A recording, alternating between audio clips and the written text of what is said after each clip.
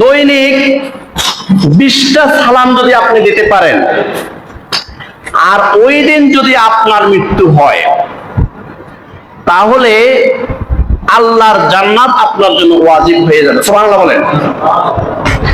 ইমাম তাবারানীর মুআজামুল কাবীরের 14116 নম্বর যঈফ হাদিস, রাসূলুল্লাহ সাল্লাল্লাহু আলাইহি সাল্লাম বলেন, মান সাল্লামা আলা 20 রাজুলাম মিনাল মুসলিমিনা ফি ইয়াউমিন, কোন একজন মুমিন মুসলমান যদি দৈনিক 20টা সালাম দেয়, কয়টা সালাম?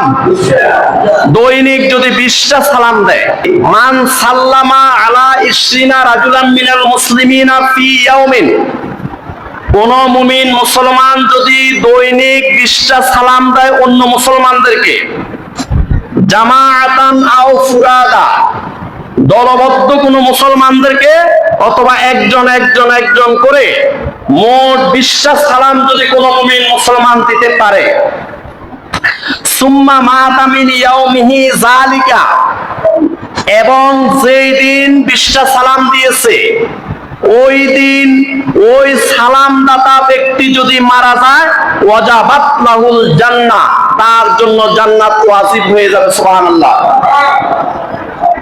এই হাদিসটা হলো ইমাম তাবারানীর মুআজামুল কাবীরের 14116 নম্বর যঈফ হাদিস। চিন্তা করেন সালামের গুরুত্ব, সালামের মাহাত্ম্য কত বেশি। দৈনিক যদি আপনি 20টা সালাম দিতে পারেন, আর ওই দিন যদি আপনার মৃত্যু হয়, ওয়াজাবাত লাহুল জান্নাহ, ওই ব্যক্তির জন্য আল্লাহর জান্নাত ওয়াজিব হয়ে যাবে। সুবহানাল্লাহ। আল্লাহু আকবার, আল্লাহু আকবার, আল্লাহু আকবার।